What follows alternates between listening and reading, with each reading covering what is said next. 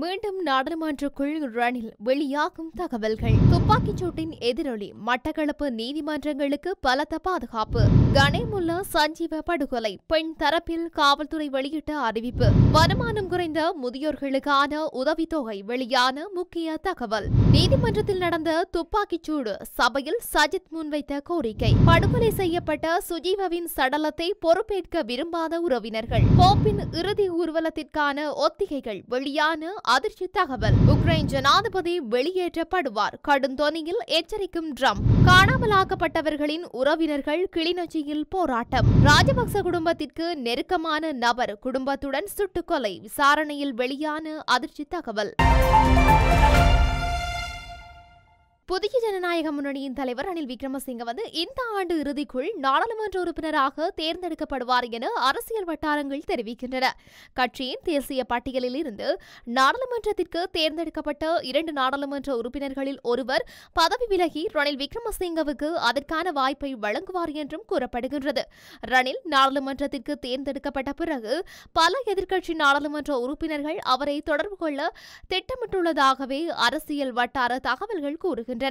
இவ்வாறானதொரு பின்னணியில் பல்வேறு கட்சிகள் ஏற்கனவே ரணில் விக்ரமசிங்கவை நாடாளுமன்றத்திற்கு வருமாறு முன்மொழிந்துள்ளன. இதேவேளை அண்மையில் ரணில் விக்ரமசிங்க காலி பகுதிக்கு விஜயம் செய்தபோது மக்கள் அவரை நாடாளுமன்றத்திற்கு வந்து பொது சேவையில் சேருமாறு கேட்டுக்கொண்டதை அடுத்து அவர்களை ரணில் பொறுமையாக இருக்குமாறு கேட்டுக்கொண்டமையும் குறிப்பிடத்தக்கது. கிழக்கு மாகாண ஆளுநரின் உத்தரவுக்கு அமைய மட்டக்களப்பு மாவட்டத்தில் உள்ள நீதிமன்றங்களின் பாதுகாப்பு பலப்படுத்தப்பட்டுள்ளன.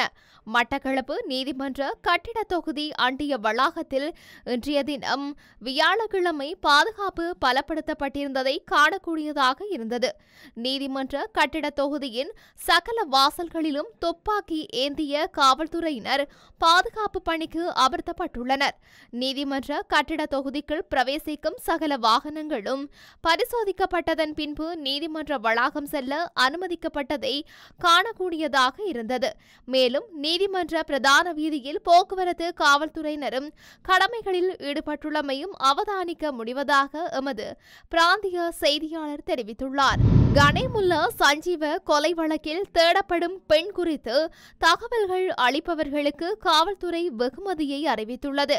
கணேமுல்லா சஞ்சீவ படுகொலை சந்தேக நபருக்கு உதவியவர் ஒரு பெண் என அடையாளம் காணப்பட்டுள்ளார். இவர் படுகொலை சந்தேக நபருக்கு துப்பாக்கியை கொண்டு வந்தவர் எனவும் நீர்கொழும்பைச் சேர்ந்த போதைப்பொருள் வியாபாரி எனவும் அடையாளம் கண்டுள்ளதாக காவல்துறை ஊடக பேச்சாளர் SSP புத்திக மனதுங்க தெரிவித்துள்ளார். தாக்குதலுக்கு பயன்படுத்தப்பட்ட துப்பாக்கியான ரிவால்வரை சந்தேகத்திற்குரிய பெண் துப்பாக்கியின் வடிவத்தில் பக்கங்களை வெட்டி ஒரு குழிவான புத்தகத்திற்குள் மறைத்து நீதிமன்ற வளாகத்திற்குள் கடத்தி வந்ததை அவர் உறுதிப்படுத்தினார்.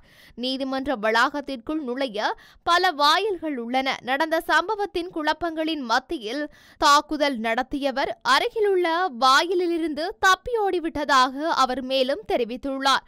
இதேவேளை சட்டத்தரணி வேடத்தில் வந்து அளுத்கடை நீதிமன்ற வளாகத்திற்குள் வைத்து கணேமுல்லா சஞ்சீவவை சுட்டுக் கொன்ற துப்பாக்கிதாரி கடந்த மாதம் 7ஆம் திகதி கல்கிசை வட்டரபல பகுதியில் 2 பேரை சுட்டுக் கொன்ற அதே துப்பாக்கிதாரி எனவும் காவல்துறையினர் தெரிவித்துள்ளனர். 70 வயதிற்கு மேற்பட்ட குறைந்த வருமானம் பெறும் பெரியவர்களுக்கு மாதாந்த கொடுப்பனவு 3000 ரூபாய் கொடுப்பனவுகள் இன்று முதல் வழங்கப்படும் என அறிவிக்கப்பட்டுள்ளது.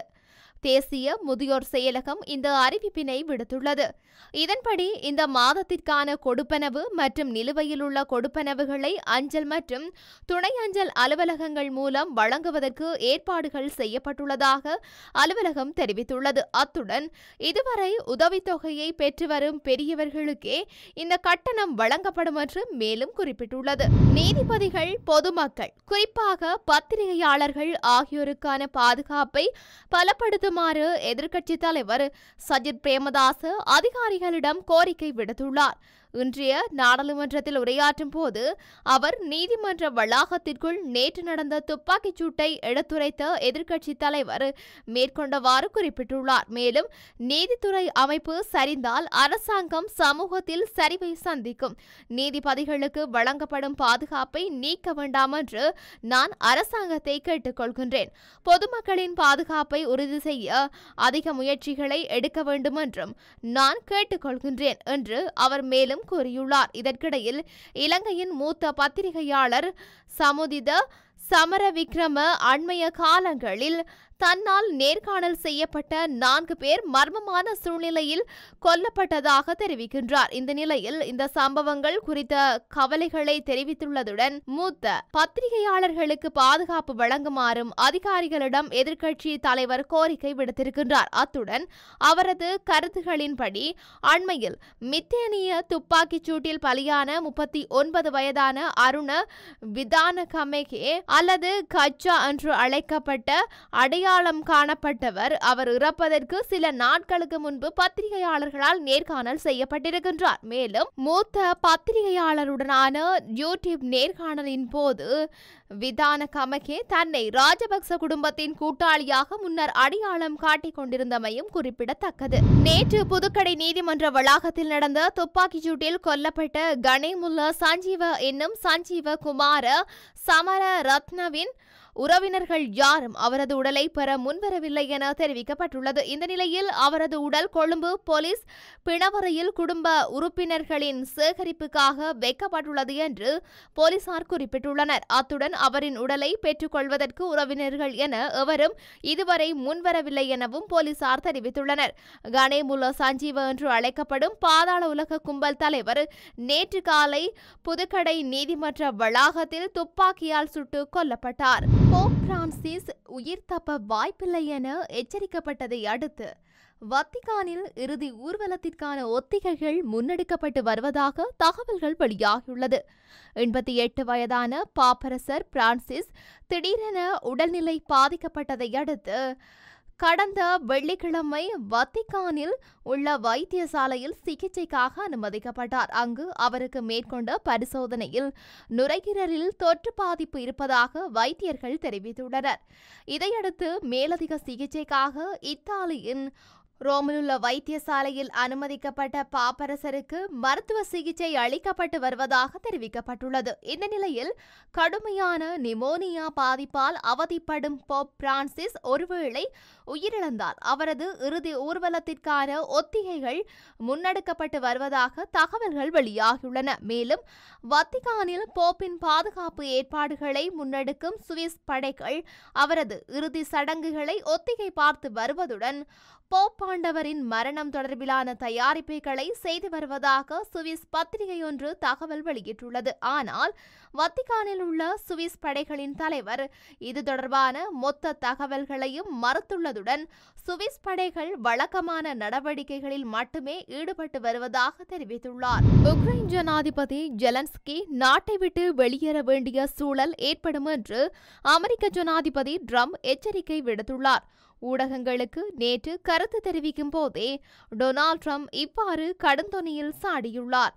அவர் மேலும் கருத்து வெளியிடுகையில் முன்னாள் ஜனாதிபதி ஜோ பைடனுடன் சேர்ந்து போர் நீடித்திருக்க ஜெலன்ஸ்கி நாடகம் ஆடியுள்ளார். உக்ரைன் ஜனாதிபதி தேர்தலை நடத்த விடாமல் ஜெலன்ஸ்கி சர்வாதிகாரி போல் செயல்படுகின்றார். உக்ரைனில் தேர்தல் நடத்தாவிடில் ஜெலன்ஸ்கி நாட்டை விட்டு வெளியேற வேண்டிய சூழல் ஏற்படும். 2019 தேர்தலில் வென்று ஜெலன்ஸ்கி ஜனாதிபதியான நிலையில் கடந்த ஆண்டுடன் அவரது பதவிக்காலம் நிறைவடைந்து விட்டது. ரஷ்யா உக்ரைன் இடையேயான போரை நிறுத்துவதற்கான முழு முயற்சிகளில் நாங்கள் ஈடுபட்டுள்ளோம். அதில் வெற்றியும் பெறுவோம் என தெரிவித்துள்ளார். இது தொடர்பாக உக்ரைன் ஜனாதிபதி ஜெலன்ஸ்கி கூறியுள்ளதாவது: உக்ரைன் ரஷ்யா போர் விடயத்தில் அமெரிக்க ஜனாதிபதி ட்ரம்ப் ரஷ்யாவால் தவறாக வழிநடத்தப்படுகின்றார். நாட்டில் போர் நடக்கும் நேரத்தில் தேர்தல் நடத்த தேவையில்லை என உக்ரைனில் சட்டம் உள்ளது. போருக்கு உக்ரைன் தான் காரணம் என ட்ரம்ப் கூறுவது தவறானது. அமெரிக்க ஜனாதிபதி ட்ரம்பை நேரில் சந்தித்து பேச நான் விரும்புகின்றேன் என்றும் கூறியுள்ளார். கிளிநொச்சியில் காணாமலாக்கப்பட்டவர்களின் உறவினர்களால் கவனஈர்ப்பு போராட்டம் ஒன்று முன்னெடுக்கப்பட்டுள்ளது. குறித்த போராட்டம் இன்றைய தினம் கிளிநொச்சி கந்தசுவாமி ஆலயம் ஒன்றிலிருந்து ஆரம்பிக்கப்பட்டு ஏனையின் வீதியூடாக டிப்போ சந்தி வரை நடைபெற்றுள்ளது. காணாமல் ஆக்கப்பட்டவர்களின் உறவினர்களின் தொடர் போராட்டம் ஆரம்பமாகி இன்றுடன் 8 ஆண்டுகள் நிறைவு பெறுகின்ற நிலையில் இந்த போராட்டம் முன்னெடுக்கப்பட்டுள்ளது. இதன்போது காணாமலாக்கப்பட்டவர்களின் உறவினர்கள் தீச்சட்டி ஏந்தியவாறு தமது காணாமல் ஆக்கப்பட்ட உறவுகளுக்கு நீதி கோரி பல்வேறு கோஷங்களை எழுப்பி போராட்டத்தில் ஈடுபட்டிருந்தனர். இதேவேளை அதிகளவு புலனாய்வாளர்கள் போராட்டத்தில் ஈடுபட்ட உறவுகளை காணொளி படமெடுத்து மற்றும் கண்காணித்து உளரீதியாக அச்சுறுத்தலை ஏற்படுத்தியிருந்தமையினை அவதானிக்க முடிந்ததாக எமது செய்தியாளர் குறிப்பிட்டுள்ளார். மேலும் தென்னிலங்கை ஊடகவியலாளர்களும் போராட்டத்தில் கலந்து கொண்டிருந்தமை இங்கு குறிப்பிடத்தக்கது.